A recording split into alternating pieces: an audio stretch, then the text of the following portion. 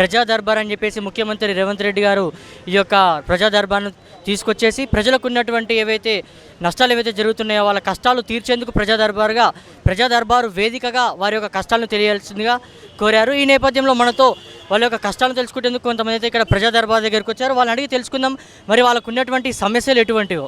So చెప్పండి అన్న, మీరు ఏ సమస్యకు ఇక్కడ ఫిర్యాదు అవ్వడానికి వచ్చారంట? కాప్రా మున్సిపాలిటీ పరిధిలో ఉన్నటువంటి వంపుగూడ గ్రామంలో మా అందరం ప్లాట్ కొనుక్కున్నాము. 1983 నుంచి 2000 వరకు మేము ప్లాట్ కొనుక్కొని దాంట్లో ఇల్లు కట్టుకుందామని పోతే మంచిర్యాల కాంగ్రెస్ పార్టీ ఎమ్మెల్యే ఆయన మమ్మల్ని అడ్డుకుంటున్నాడు. పోలీసులు, రెవెన్యూ డిపార్ట్మెంట్లు వ్యవస్థలను మేనేజ్ చేస్తూ మమ్మల్ని అక్కడ ప్లాట్లు కట్టుకోనియకుండా ఇబ్బంది గురి చేస్తున్నాడు. మేము దాంట్లో మధ్యతరగతిలో మా ఫాదర్ వాళ్ళు ప్లాట్ కొన్నారు అక్కడ. ఆ రోజుల్లో గ్రామ పంచాయతీ లేఅవుట్ వేస్తే సత్యరెడ్డి గారు అని చెప్పేసి వేశారు. దాంట్లో 300 గజాలు పాడుకున్నారు. మేమందరం పిల్లల కోసం అని చెప్పేసి వాళ్ళు ఫాదర్ చనిపోయారు.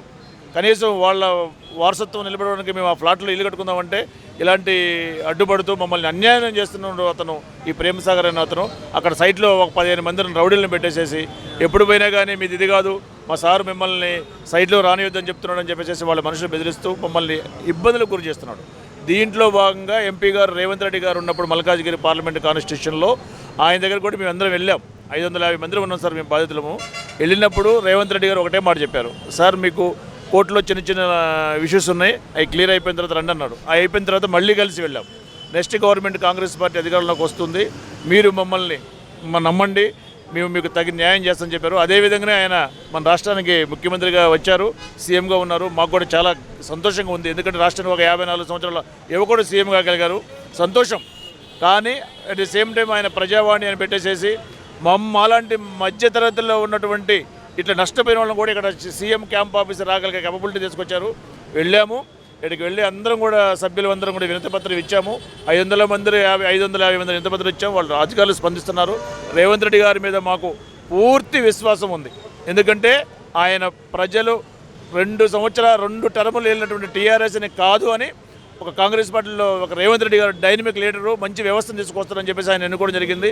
ఆయన సీఎంగా కూర్చున్నారు కాబట్టి ఆయన పూర్తి న్యాయం చేస్తారని చెప్పేసి మేము అందరం కూడా ఈరోజు మార్నింగ్ 7 గంటలకు ఇక్కడికి వచ్చేసేసి అందరం ప్రజావాణిలో అందరం అప్లికేషన్ సబ్మిట్ చేసి బయటకు వచ్చి మీ మీడియా ద్వారా ఈ ప్రేమసాగర్ అనే గోండాగాడికి, భూ కబ్జాదారుడికి తెలిసైనా సరే ఇప్పటికైనా సరే కళ్ళు తెరిచి వాళ్ళ ఫ్లాట్ల జోలికి మేము వెళ్ళకూడదు, వాళ్ళ పని ఏదో వాళ్ళు చేసుకుంటారని చెప్పేసి రెవెన్యూ డిపార్ట్మెంట్ వాళ్ళని కానీ పోలీసులను కానీ వాడే మళ్ళీ చెప్పాలి అందరికీ, వాళ్ళు కట్టుకోండి ఇవ్వండి అని చెప్పేసి చెప్పేంత వరకు ఈ పోరాటం మాది ఆగదు. మీ అందరూ ఎందుకంటే ఒకళ్ళిద్దరు కాదు, దీంట్లో ఎక్స్ సర్వీస్ మ్యాన్లు, మిలిటరీ రిటైర్మెంట్ అయిన వాళ్ళు, పోలీస్ డిపార్ట్మెంట్లో ఉన్న వాళ్ళు, ఆంధ్ర బ్యాంక్లో పనిచేసిన వాళ్ళు, ఆ రోజు నుంచి రిటైర్మెంట్ అయిన పీపుల్ ఉన్నారు.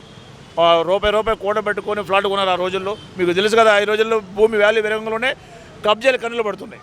అన్యాయకాంతం చేయాలని ఆలోచన చేస్తారు. అలాంటి ఆటలు తొత్తులు రాష్ట్ర ఈ గవర్నమెంట్లో జరగవని చెప్పేసి వాళ్ళని హెచ్చరిస్తున్నాం. అలాంటి బుద్ధిహీనుల్ని మార్పు తెచ్చుకోవాలని చెప్పేసి ఆ భగవంతుని కూడా మేము కోరుకుంటున్నాం సార్. మీ మీడియా ద్వారా సరే వాడికి బుద్ధి రావాలని చెప్పేసి మేము కోరుకుంటున్నాం. Thank you sir. సరే, మీరు ఈ విషయానికి సంబంధించి అయితే కబ్జా అంటున్నారో, అధికారంలో ఉన్నటువంటి కాంగ్రెస్ పార్టీ ఏదైతే ఉందో ఆ నాయకుడే మళ్ళీ కబ్జా చేస్తారని మీరు అంటున్నారు కదా. ఇటువంటి కబ్జాల ద్వారా ఇలాగే ఈ నాయకులు ఎవరైతే ఇలా చేస్తే వచ్చే ఎన్నికల్లో ఈ ఎన్నికలపై ప్రభావం పడుతుందంటారా? వచ్చే ఎన్నికల్లో ప్రభావం పడదు. ఎందుకంటే ఇప్పుడు మన రాష్ట్రంలో వచ్చిన ముఖ్యమంత్రి చండశాసనుడు. మనం చూస్తున్నాం అమ్మాయిల మీద కానీ గంజాయిల మీద కానీ రోజు మీడియాలో మీ మీద చూస్తున్నాం.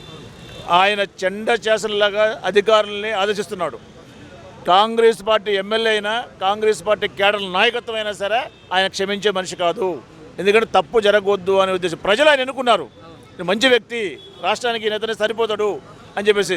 కాంగ్రెస్ పార్టీ వాళ్ళు చేస్తే ఆయన ఊరుకోడు, ఆయనకి ఏమి చేయడు. ఆయన ఒక ఎమ్మెల్యే కానీ కూడా సెంట్రల్ గవర్నమెంట్లో నుంచి కూడా డిస్ప్యూట్ చేస్తారు, కింద కాంగ్రెస్ పార్టీ నుంచి కూడా మెంబర్షిప్ రద్దు చేస్తారు. మీకు చేసేటువంటి న్యాయం కోసం తమ పార్టీలో ఉన్నటువంటి ప్రేమసాగర్ చర్యలు తీసుకునే అవకాశం తప్పకుండా తీసుకుంటాడు. ఎందుకంటే రేవంత్ రెడ్డి గారు ఒక డిఫరెంట్ క్యారెక్టర్ ఉన్న వ్యక్తి. ఆయన ఎంతో కష్టపడి అధికారం తెచ్చుకున్నాడు. ఇలాంటి తొత్తుల వలన, ఇలాంటి దొంగ నాయకుల వలన, ఇలాంటి భూకబ్జాల ఆయన దగ్గర తీసుకోవచ్చు. ఆయన చుట్టుపక్కల పెట్టుకోడు ఆయన. ఎందుకంటే మేము చూస్తున్నాం ఆయన వ్యవహార శైలిని మాకు బాగా అర్థమవుతుంది. మీడియాలో కూడా రోజు చూస్తున్నాం మనం. ప్రతిరోజు మీడియా ద్వారా ఆయన గంజాయిదారులు కానీ, రాష్ట్రంలో బెల్ట్ షాపులు కానీ మనకు ఎక్కడ కనపడకూడదు, ప్రతి ఒక్కరికి న్యాయం చేయాలని ఆయన మంచి దృఢ సంకల్పంతో ఉన్నాడు. మాకు 100% న్యాయం జరుగుతుందని చెప్పేసి మేము అందరం కూడా వెహికల్తో ఎదురు చూస్తున్నాం. ఈ కొత్త సంవత్సరంలో రేవంత్ రెడ్డి గారు ఆశీస్సుతోటి మా ఫ్లాట్లు మేము తీసుకోగలుగుతాం. మాకు ఆ ధైర్యం కూడా ఉంది. ఎందుకంటే రాష్ట్రంలో ఒక మంచి అద్భుతమైన ఒక లీడరింగ్ చేస్తున్నారు కాబట్టి మాకు ఆ నమ్మకం ఉంది. మీ ఛానల్ ద్వారా కూడా మీరు కూడా మాకు బాగా కోఆపరేట్ చేసి ఎవరికైతే తగలాలో ఆ షాట్ వాళ్ళు తగిలితేనే ఇంకా మేలుకుంటారని చెప్పేసి మీ మీడియా ద్వారా తెలియజేస్తున్నాం సార్.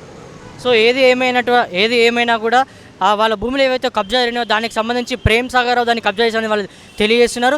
ఏది ఏమైనా ఆయన ఒకవేళ అధికార పార్టీలో ఉన్నటువంటి వ్యక్తి అయినప్పటికీ కూడా సీఎం రేవంత్ రెడ్డి గారు అయితే తనకు ఎటువంటి విధంగా దగ్గరకు తీసుకోకుండా శిక్ష పడేలాగా చేస్తారని, అదేవిధంగా వాళ్ళ భూములు వాళ్ళకి తిరిగి వచ్చేలాగా చేస్తారని వాళ్ళు భావిస్తున్నారు.